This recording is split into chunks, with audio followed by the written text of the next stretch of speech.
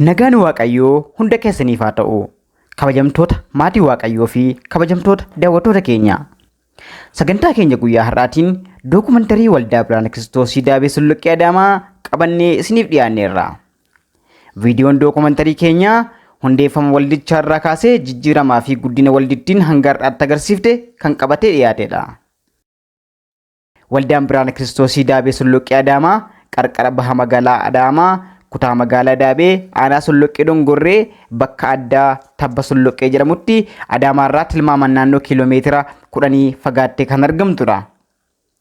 Waldaan kiristaanaa kun hundeeffama ishee irraa kaasee sababa haala teessuma lafa isheetiin waldoolee biraatiin xiyyeeffannoo gahaa kan hin arganne ta'ullee gaggeessitoonnii fi miseensonni waldichaa kanuma keessatti Waaqayyo nu gargaaree guddinaa fi jijjiirama namuu hin eegne nu agarsiiseera jedhu. Waldaa goodaa keessa jirtu jechaa raajonni baay'een nurratti dubbachaa turan jechuudha. Tajaajiltoonni gara waldaa kanaa dhufanii asitti tajaajilaa turan waldoota garaagaraa keessa dhufan. Sun chaalenjii guddaa ture. Fuula namaa dura taa'ee fuula Waaqayyoo dura taa'ee Waaqayyoon nan galateeffadha seen. Dhiyuma kana gaafa waldaa kana babbareechinu firiin hoo jiraate kana waan nan biriinti. Harka Waaqayyoo gaafa jiru biriin jira. Waldaan kun bara 2010 kan hundeeffame yoo ta'u yeroo calqabaa waaqeffannaa kan eegalle mana nama dhuunfaa mana obbo Dammoo Daggafaa keessatti jedhu. Abarraa Badhaadhaan jedhama. Gaggeessaa Waldaa Birhaana Kiristoos Daabee Sulluqqee. Akkaataan yookaan waaqeffannaan iddoo kanatti hundaa'e jalqabaa mana nama dhuunfatitti sagantaan kun kan eegalee achitti kadhannaan eegalame. Achumarraa ka'uudhaan namni saboonni achitti baay'atee naannoo dhuunfaa kanatti kadhachuudhaan namni baay'annaan obboleessi keenya Dammoon tokkoffaa lafa isaa kennuudhaan lammaffaa maallaquma ofiitiin yeroo sanitti mana irratti ijaaruudhaan kallattii saniin iddoo waaqeffannaa lafa kanatti jalqabame. Ani Dammoo Daggafaa jedhama. Isin hundeessitoota warra calqabaa keessaa isa tokkodha. Akka odeeffannettis namoota waldaa kanatti aarsaa guddaa kaffalan keessaa isa tokkodha. Kan duraanii baay'ee nama dhugaatii dhugu nama jeequ ture. Baay'ee warra amantootaa baay'een jeeqaa ture. Baay'ee harki kiyyallee itti dabree rukutaan ture. Akka isaan naannoo hin jennee akka isaan waaqeffanne jeeqan ture. Jaaladhuun ture jechuudha amantii kana. Kadhannaa torbaniin lammaffuu qabnaa turre mana keenya mana jireenyaa keessatti namni baay'achaa deemnan yaadni kun mariidhaan ka'e jechuudha. Maali mana dhuunfaa keessatti hamma kadhannaan kun gaggeeffamu lafa kenninee fi haadha warraa kiyyaa achitti iddoon kadhannaa hin jammarame achumas sabni baay'ate. Ani wanti Waaqayyoo godhu tokkoyyuu na mararu. Wanna quufanis natti fakkaatu. Waldaan mana nama dhuunfaatti eegalte kun babal'achuudhaan lubbuun Waaqayyoon amanattus baay'achuudhaan mana waaqeffannaa keenya akka babal'ifannuuf nu dirqamsiiseera jedhu. Maqaan kiyya Barsiisaa Baay'isaa Dakkisaan jedhama. Waldaa kanatti barreessaa waldaati. Akka jijjiiramaa dhufee jijjiiramuu dhufuusaa sanaa fi akka sababaatti wanta inni kaasu baay'ina namaati. Bifa kadhataan jalqabee namni waaqeffatu waan baay'ateef mana xiqqaa ijaarame ammas namni waan baay'ateef ammallee mana bal'isanii ammallee fedhiin namoota iddoo kanatti waaqeffatan waan baay'atee fi mana guddaa amma addaraasha jedhamu kana ijaaruun danda'amee jira jechuudha bifa kanaan. Egaa ijaarsa gamoo haaraa kana amma xumurtaniittu gamoon kun kan akkas bareedudha. Namoota baay'eellee akka keessa ta'anii waaqeffatan kan gochuu danda'udha. Ijaarsa galma waaqeffannaa haaraa kana yeroo hagamitti milkeessitanii yeroo galma waaqeffannaa kana ijaartan immoo chaalenjii yookaan immoo wantoonni rakkisoo isin mudachaa jiru akkamidha? Maal ture milkaa'umsa keessan kan immoo akkaataa kamiin ilaaltu? Wannumti na gammachiisu kanaa jechuudha. Lubbuu baay'ee asirratti bahaa ture. Lubbuun lafa itti bahaa ture san immoo Waaqayyo garagalchoo godhee lubbuu lafa itti fayyu godhee jechuudha. Hankana nama hin gammachiisne kamtu nama gammachiisa ree? Baay'een gammada jechuudha.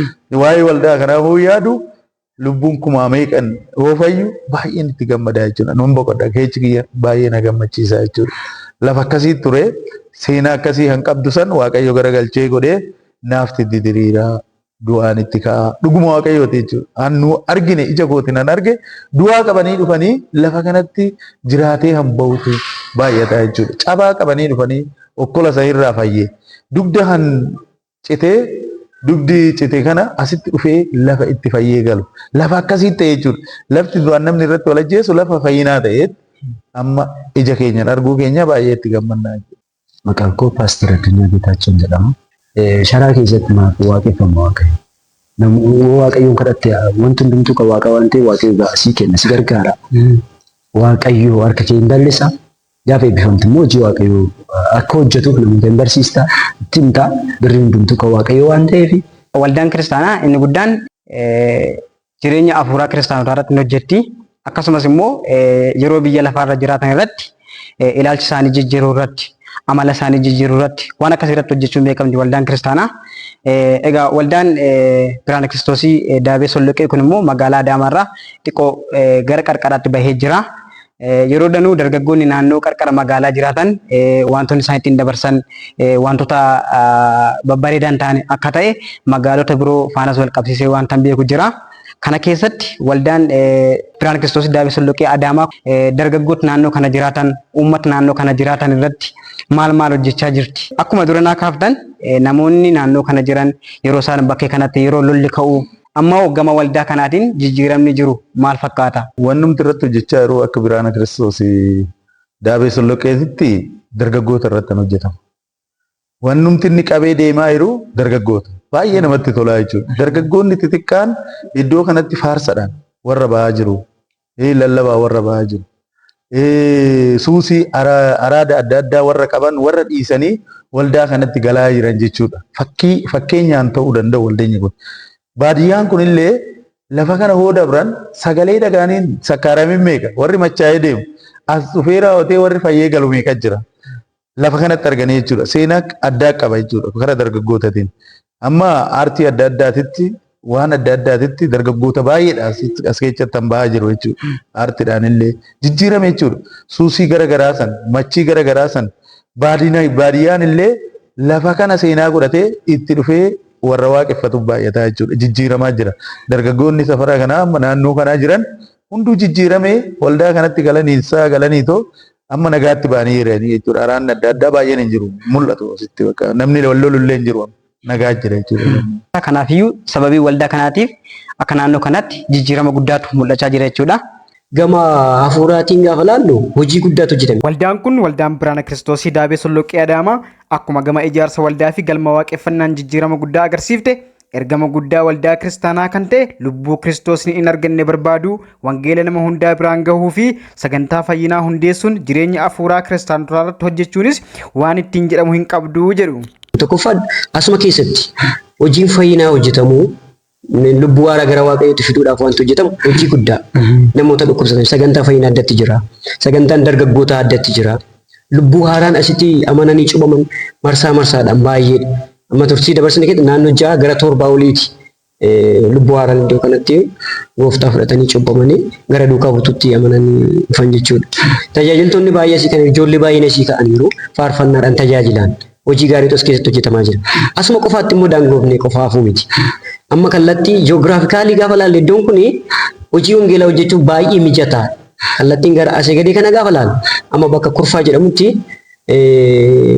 bakka kadhataa jennee hundeessinu jira. Sun amma sadarkaa of danda'urraa sagantaa sanbataa jalqabanii jiru waldaadha. Kanaaf godha kurfaarratti. Kurfaa miti achi gaafa of dadda'ee galma ijaarramee booda gara biraatti illee hojii wangeelaa hojjenna. Dhugaa baana. Asuma dhaabbannoo otoo hin taane deemneetu bal'isnaa jechuudha. Asitti isin hojjetama. Namaa hin kadhatamaa lubbuu haaraan asitti akka manan hin godhama.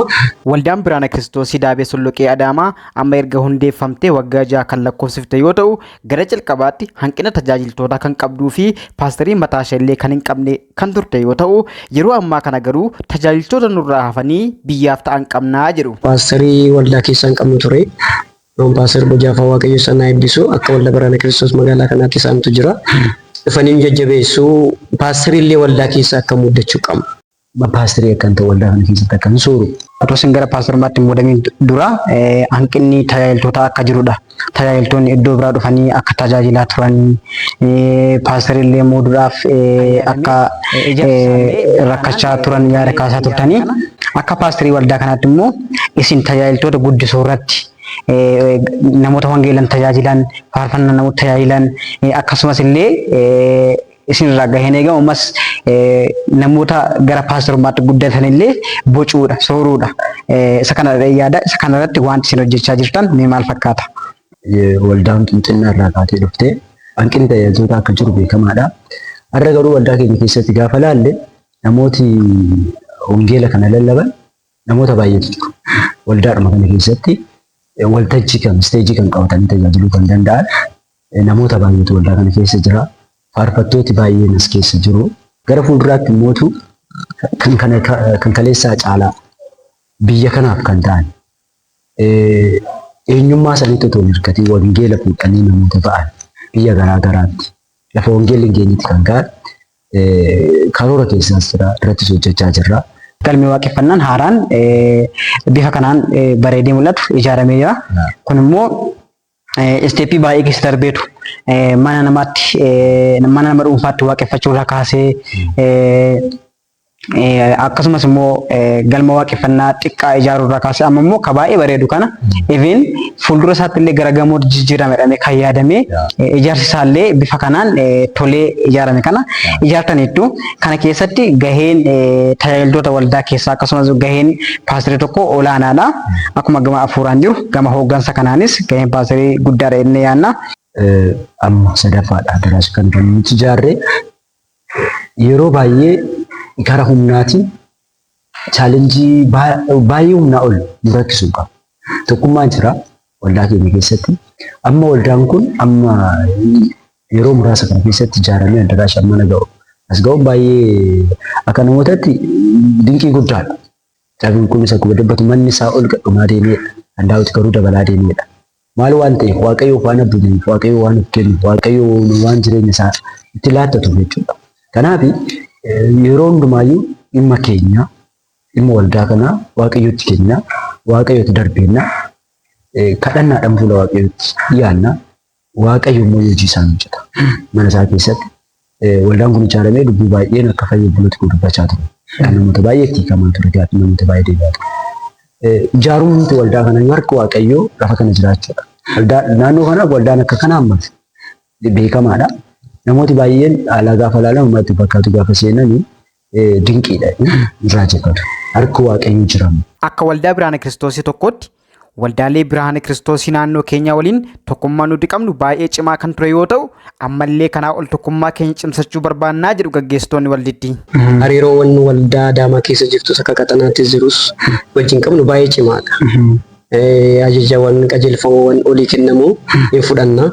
Isaanis dhufanii nu laaluu yeroo barbaachisanitti dhufanii nu tajaajilu. Nus akka waldaatti waldaarraa waan barbaachisu hin gumaachinu. Kana qofaa miti kadhannaadhaan tokkummaa qabna. Amma eebbuma waldaa jennee amma qabannee jirru kanallee sagantaa isaa yookaan ajannaa kana kan dhiyeesse waldaa keenya qofa miti. Waldaa Biraana waan Kiristoos akka magaalaa kanatti jiran jechuudha. Kun maalirraa ka'a? Tokkummaarraa ka'a. Tokkummaa waan qabaniif jaalala keenya waan qabaniif nuyis immoo isaaniif wajjin hariiroo waan qabnuuf yaada kana yaada. Kun hariiroo nuyi isaa wajjin qabnu kanaan durallee bareedaadha. Yoo Waaqayyo nu gargaare gara hundaas cimsinee kana caalaa wal tajaajilu tajaajilaa wal jijjiiru.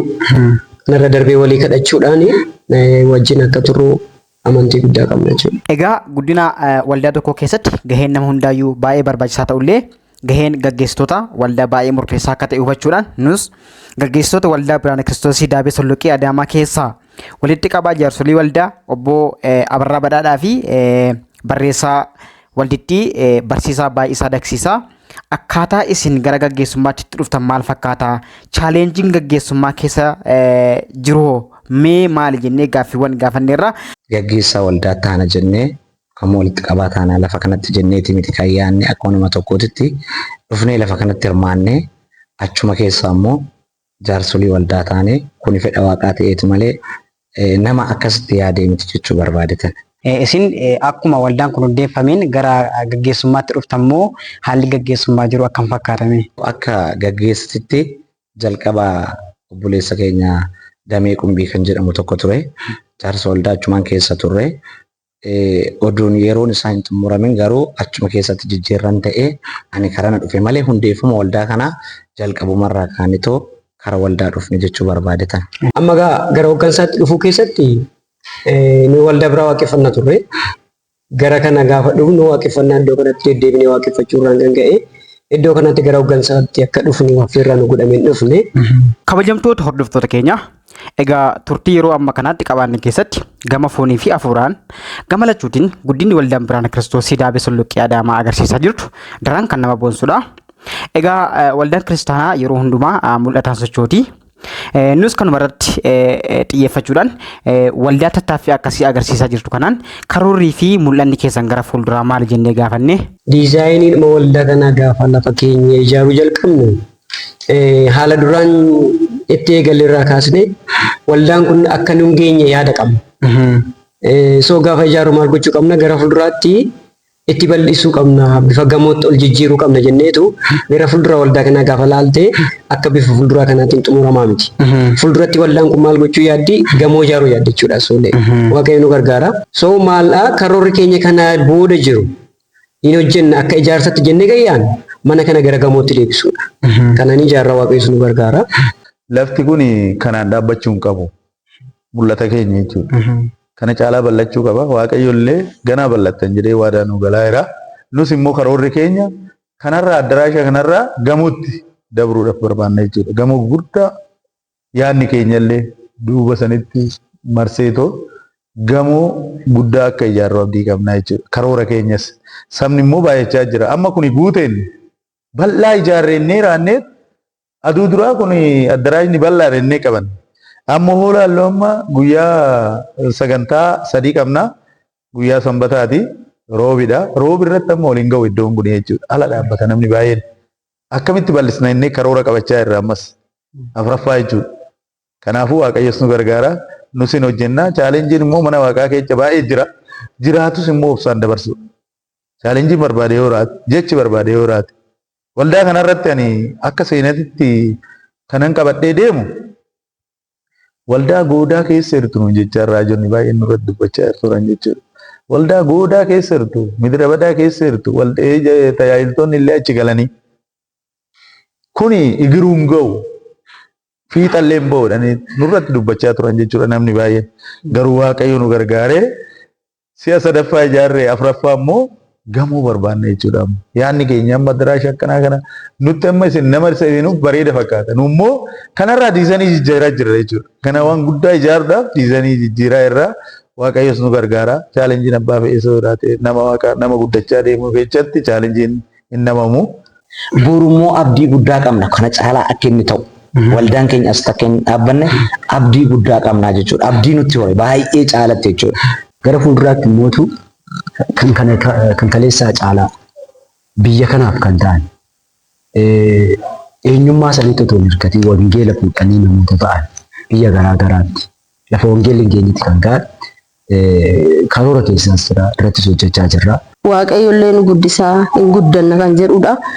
Isa kalecha bakka iddoo xiqqoo sanii nu kaasee kana nu ga'e borus immoo abdii qabnaa hin guddanna kana jedhudha abdii qaba. Kabajamtoota hordoftoota keenya egaa sababa guddaa qophii keenya har'aa kan ta'e eebba galma waaqeffannaa haaraa ijaaramee xumurame kanaati.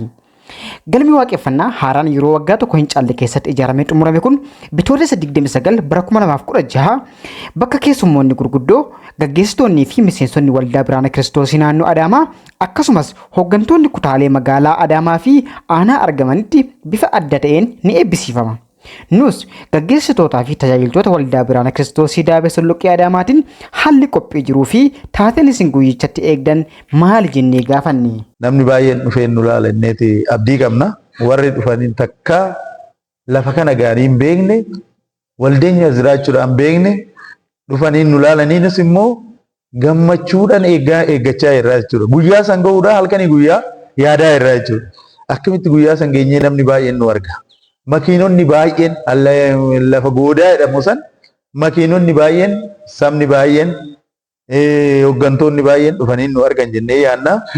Guyyaa san goggotiin eegnaa. Tokkummaa waldaa Biraana Kiristoos magaalaa kana keessa jirutti walitti dhufee koree hundeessee koree sun waldaan kun akka eebbifamuuf sagantaan kun akka bareeduuf kan godhe koreetu qindaa'ee waan kana hojjete jechuudha. Tokko nu amma akkuma duratti kaasne duubatti deebi'uudhaaf naannoo kanatti waldaan Biraana Kiristoos kan jedhamu hin jiru jechuudha. Waldoota baay'eetu jira. Namoonni karaa biraatii tarii duuba namni jira maal fakkaata sabni jira waldoonni isaan deeggaru jira jiraachuu jedhu mala waan ta'eef guyyaa sanitti Waldaan Biraana Kiristoos akka magaalaa Adaamaatti dhuunfee naannoo ishee kan jirtu gubbaa irratti hirmaatee raawwate tokko beekamtii waldaa kanaa. Lammata immoo tajaajiltoonni sababii kanaan illee walitti dhufanii tanumaan durallee tajaajiltoonni keenya tokkummaadhaan kadhachaa jiranii. Akka tajaajiltoota kadhachaa jiranii akka tokkummaan hin jira. Caalatti kan nu yaallu baay'eedha. Tokko beekamtiin in argata waldaan kun jenneeti. Lammata immoo eebba waldaa kanaatti illee ta'anneetoo eegnaa jechuudha. Akka waldaa kiristaanaatti bakka waaqeffannaa mijataa uumuun dirqama ta'uu eeruudhaan waldooleen biroollee waan irraa baratu jennee eegnaa jedhu Paaster Addunyaan. Waldaa inti ammuma biirootti amma maqaa waldaa kanaa beeku malee namni as dhufee dhaabbatee hin jiru. As dhufanii waldaa akkanaa qabnaa waldaan akkanaa sitti ijaaramee kan jedhan jiru. Guyyaa kanatti Waaqayyo mo'icha guddaa nu kenna. Waldaa Biraana Kiristoos biraatiifis fakkeenya waldaan kun akka taate yeroo hundaa'u ishee muraasa. Amma ammaatti immoo muraasa kana keessatti amma kana guddatteetti lubbuu baay'eetu jira. Namoota baay'eetu fayyee.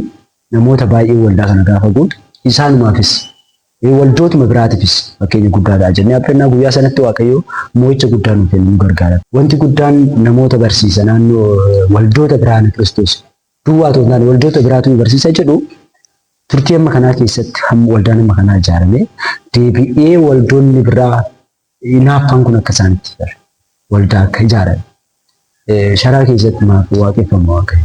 Guddinni keenya sadarkaa kanarra kan gahe gargaarsa obboloota keenyaa tokko tokko osoo argachuu baannee ulfaataa ture jechuun carraa kanaan galatoomaa jechuun ni barbaannaa jedhu gaggeessitoonni. Maatii lafa kana kennee hundumaa galateeffachuun achirraa jalqabuu qaba jedhee yaada. Isaaniin guddaa Waaqayyo sana eebbisu.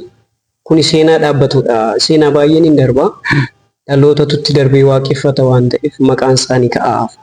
Lammaffaa qabeenya isaanii gaafa gaafataman hamma jedhamaniin ol warra kennan baay'ee qabu. Uummata aadaa wal gargaarsa bareedaa qabu kana warra waldaa keessa jirus warra waldaa keessa hin jirres asitti hojii hojjetamu kana warra qooda guddaa taphatan Waaqayyo guddaa sana eebbisu jechuu barbaada. Tokkoffaa irratti kanan jechuu barbaadu obboleessa keenya dammoo Waaqayyo isaa eebbisu qabeenya isaa oduun qusatiin ofii isaa oduun qusatiin namni yeroo ammaa lafa dammatee mi'aaye kanatti oduu marsiifatiin lafa ofii dabarsee kennee qabeenya isaa dhangalaasee ijaaruudhaan waldaa kana nama bukkee dhaabbate jechuun barbaadaan tokkoffaa irratti. Inni biraa tajaajiltoota waldaa keenya guutummaa isaatitti miseensa waldaa keenya dhuguma oduu of hin qusin hojii waldaa kana hojjechuudhaan Waaqayyo isinaa eebbisu jechuun hin barbaada. Keessatti galma kana ijaaruudhaaf guyyaa calqabaa sagantaa goonee namoota irratti argamanii qabeenya isaanii oduun qusatiin aarsaa godhan obboleewwan keenya baay'ee jiranii Shillimuu Lammaa, Darribee akkasuma Girmaa Yaa'ee, Taliila namoota baay'ee yaamuu danda'a jechuudha. Waldaa keenya kana keessa baay'eetu jiran oduu of hin qusin 100,000 kan ta'u hirmaatanii waldaa kana akka ijaaru nu godhanii jechuudha. Isa qofa oduun ta'een warreen azaabaa namoota sadeen tokko jira. Duratti maqaan dhaameera Daadhii Yaa'ii kan jedhamu jira. Musliima keessa illee Micaan Naasir jedhan tokko hirmaannaa nu hirmaate. Oduu nu gaafannee oduun ta'een kana godhannaan nu hirmaate. Akkasuma Bitoo Shumiyee kan jedhamu tokkos nama amantii qabu miti. Namoota nu hirmaatanidha. Warreen galateeffadhu Guzaayyoo Ayyalaa, Fayisaa Naggasaa warra garaa dhufee dhufanii nu gargaaran gooftaan machaa sana isaa yaa eebbisuu Gitaachoo Ayyalaan jedhamu baay'ee jira jechuudha. Kaan lakkaa'eeffitu waliigala immoo hiriyoota hundaa warra yaamnee dhufanii waldaa kana nu wajjiniin ijaaran baay'een isaan galateeffadhaa Waaqayyo isaa yaa eebbisu. Guyyaa san immoo guyyaa 29 akka waamichaatti kan godhu jarri kun hunduu warri mana kana waliin taanee waliin ijaarre guyyaa eebbaa san dhufanii hirmaattu eebbaa akka nu wajjin ta'an dhaamsan isaanii qabaa. Waaqayyo isaan haa eebbisu. Amma dhuma viidiyoo keenyatti waan nu faana turtaniif galatooma. Egaa dookumentariin viidiyoo nuti qabannee dhiyaanne kana fakkaata. Qopheessuun kan isin biraan gahe ana Alamuu Guddataati. Ogeessi kaameeraa keenya Tasfaayee Dabbasaa ture. Viidiyoo keenya like, YouTube keenya subscribe gochuudhaan nu faana tura.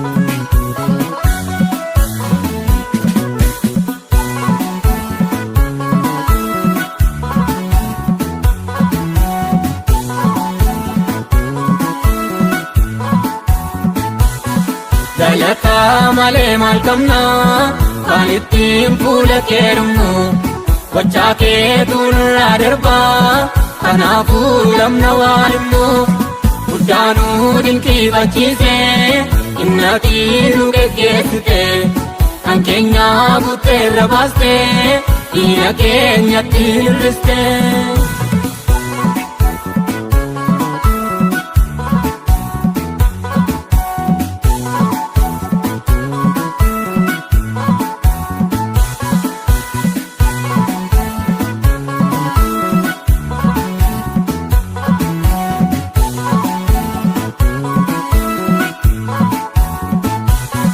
Yommutti nurrat baaname kan diinota keenya lolli situ dhaabbatee nuuf lole gochaan kee kanaaf nuun oli wanta siif deebisnu hin qabnu hoofuudhaadhu kaa galata yommutti kana dhaga'u diinni keenya ni hollata. Galata malee maal qabna kan ittiin fuula kee dhumnu gochaa keetu nurraa darbaa kanaafuu lamna waan himnu guddaanuu dinqiifachiise innatii nu geggeessite kan keenya butteerra baaste dhiira keenyatti hir'iste.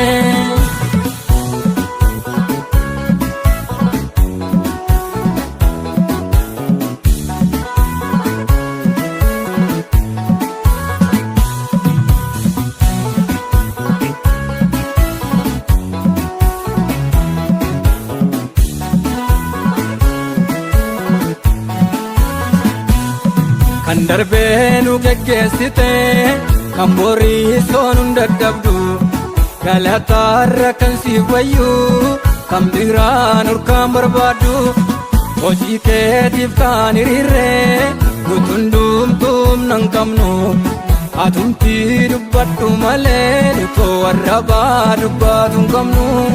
Galata malee maal qabna kan ittiin fuula kee dhumnu gochaa keetu nurraa darbaa kanaafuu lamna waan himnu guddaanuu dinqiifachiise innatii nu geggeessite kan keenya butteerra baaste dhiira keenyatti hir'iste.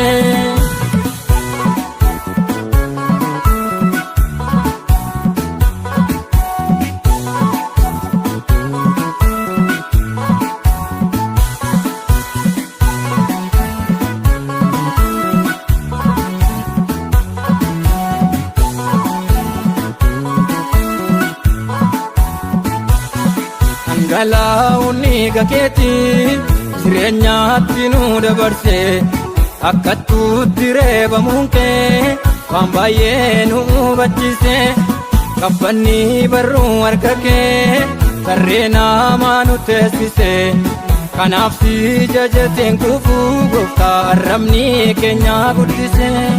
Galata malee maal qabna kan ittiin fuula kee dhumnu gochaa keetu nurraa darbaa kanaafuu lamna waan himnu guddaanuu dinqiifachiise innatii nu geggeessite kan keenya butteerra baaste dhiira keenyatti hir'iste.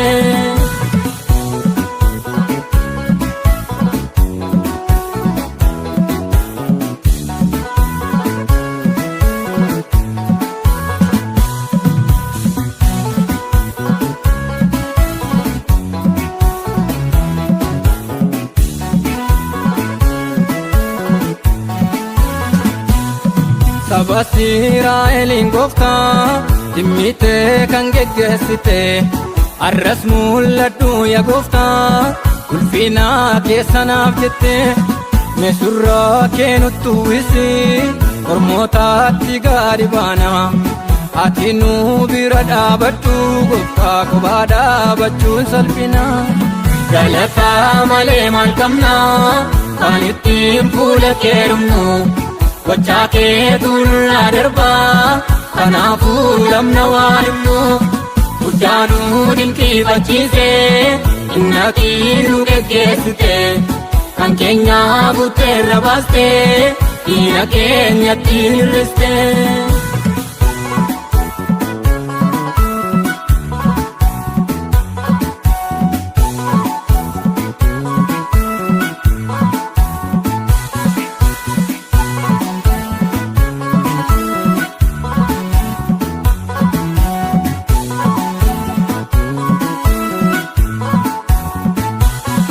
galataan fuula keerumnaa yaa gooftaa galata guutu sagalee keetiin dubbattee garaa namaa kan tarsaaftu kan itti dubbatu si'i kanaafuu si dhaggeeffannaa amma saatumti dubbadhu malee ofii keenya maal dubbanna galataa malee maal qabna kan ittiin fuula keerumnu gochaa keetu nurraa darbaa kanaafuu namna waan himnu guddaanuu dinqiifachiise innatii nu geggeessite kan keenya guuteerra baaste dhiira keenyatti hir'iste.